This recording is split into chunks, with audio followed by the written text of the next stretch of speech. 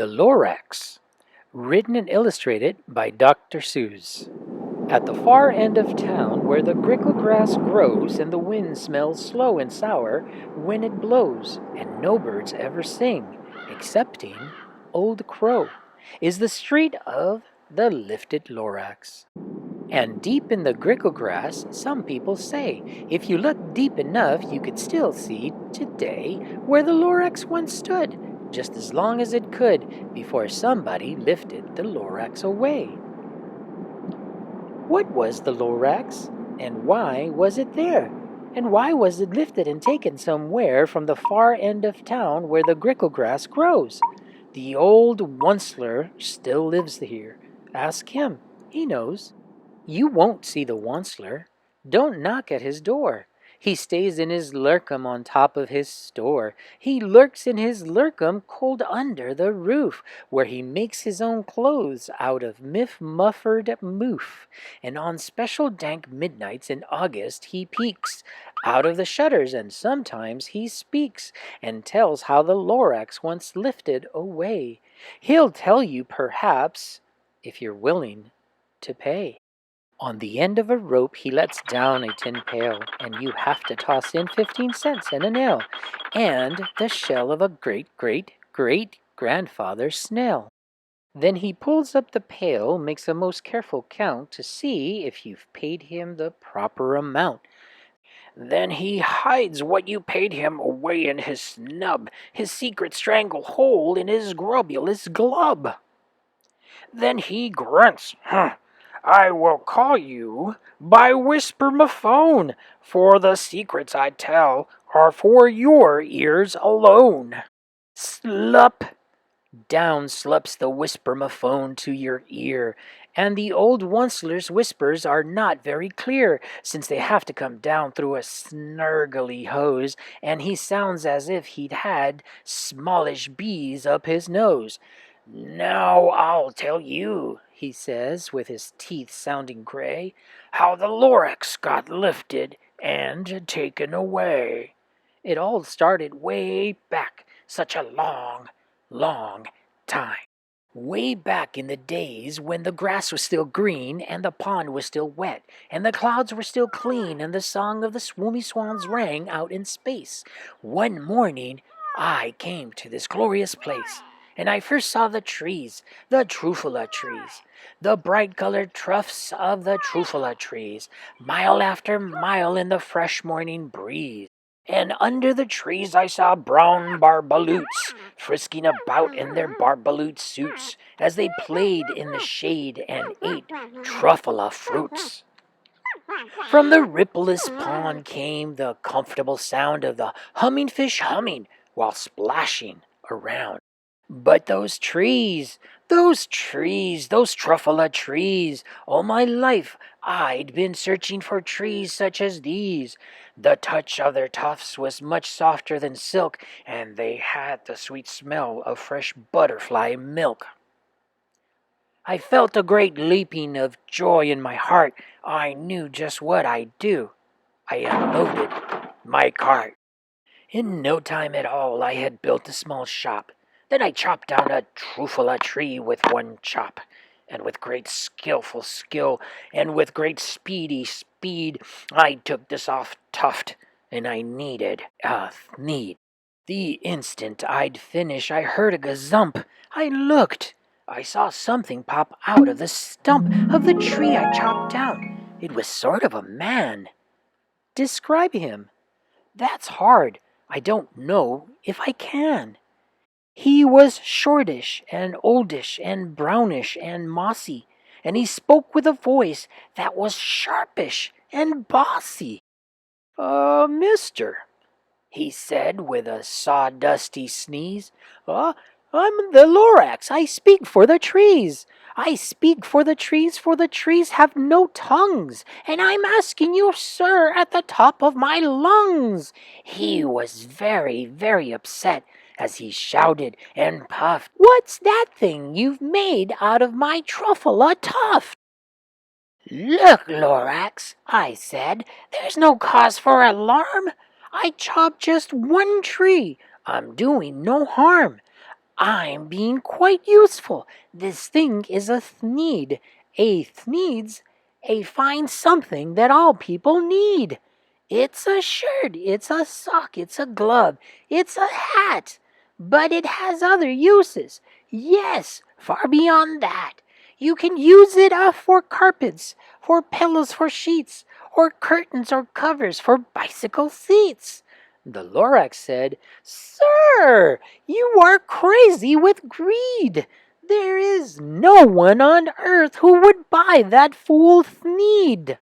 But the very next minute I proved he was wrong, for just at that minute a chap came along, and he thought that the Thneed I had knitted was great. He happily bought it for $3.98. I laughed at the Lorax. You poor stupid guy, you never can tell what some people will buy. I repeat, cried the Lorax, I speak for the trees. I'm busy, I told him. Shut up, if you please. I rushed across the room and in no time at all built a radiophone.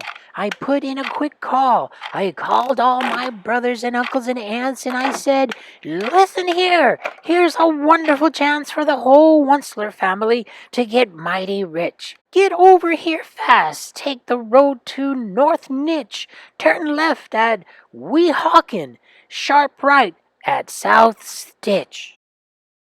And in no time at all in the factory I built, the whole Onceler family was working full tilt. We were all knitting thneeds, just as busy as bees, to the sound of the chopping of truffula trees.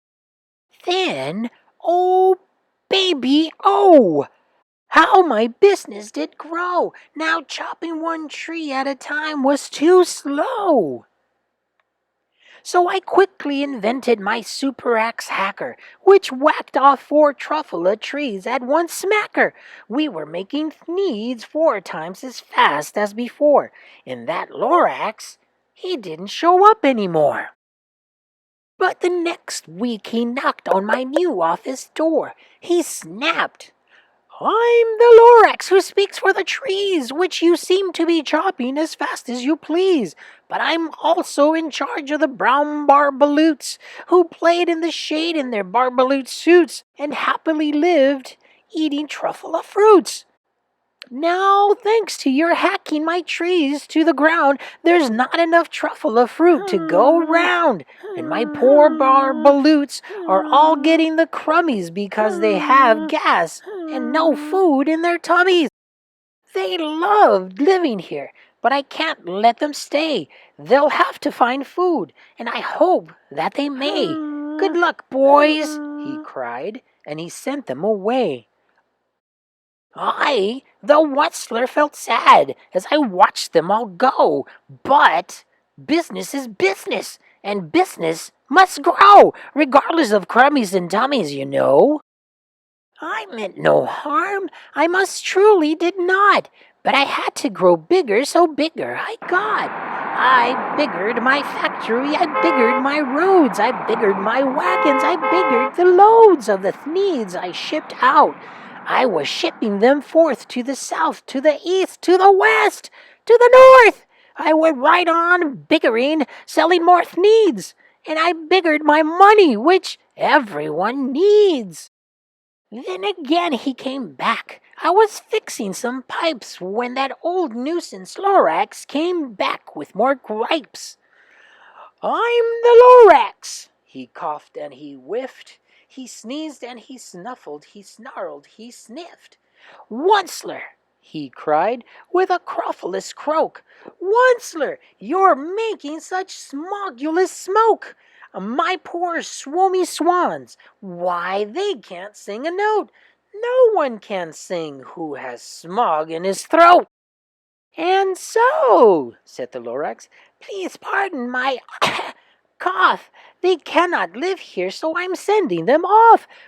Where will they go? I don't hopefully know. They may have to fly for a month or a year to escape from the smog you've smogged up around here. What's more, snapped the Lorax, his dander was up. Let me say a few words about Gluppity Glup. Your machinery chugs on day and night without stop, making Gloopity Glup. Also Skloopity Sklop. And what do you do with this leftover goo? I'll show you, you dirty old Onceler man, you! You're glumping the pond where the humming fish hummed. No more can they hum, for their gills are all gummed. So I'm sending them off. Oh, their future is dreary. They'll walk on their fins and get woefully weary in search of some water that isn't so smeary. And then I got mad. I got terribly mad. I yelled at the Lorax. Now listen here, Dad. All you do is yap, yap, and say bad, bad, bad, bad. Well, I have my rights, sir, and I'm telling you, I intend to go on doing just what I do. And for your information, you Lorax, I'm figuring on biggering and biggering and biggering and biggering, turning more truffula trees into needs, which everyone needs. And at that very moment we heard a loud whack. From outside in the fields came a sickening smack of an axe on a tree. Then we heard the tree fall, the very last truffula tree of them all. No more trees, no more needs, no more work to be done. So in no time my uncles and aunts and everyone all waved me goodbye. They jumped into my cars and drove away under the smoke-smuggered stars. Now all that was left 'neath the bad-smelling sky was my big empty factory, the Lorax, and I. The Lorax said nothing, just gave me a glance, just gave me a very sad, sad backward glance, as he lifted himself by the seat of his pants, and I'll never forget the grim look on his face when he hoisted himself and took leave of this place through a hole in the smog without leaving a trace. And all that the Lorax left here in this mess was a small pile of rocks with one word, unless. Whatever that meant, well, I just couldn't guess. That was long, long ago. But each day since that day I've sat here and worried away. Through the years while my buildings have fallen apart, I've worried about it with all of my heart. But now, says the Onceler, now that you're here, the words of the Lorax seems perfectly clear. Unless someone like you cares a whole awful lot, nothing is going to get better. It's not. So, catch, calls the Onceler. He lets something fall. It's a truffula seed. It's the last one of all. You're in charge of the last of the truffula seeds, and truffula trees are what everyone needs. Plant a new truffula, treat it with care, give it clean water and feed it fresh air. Grow a forest, protect it from axes that hack. Then the Lorax and all of his friends may come back.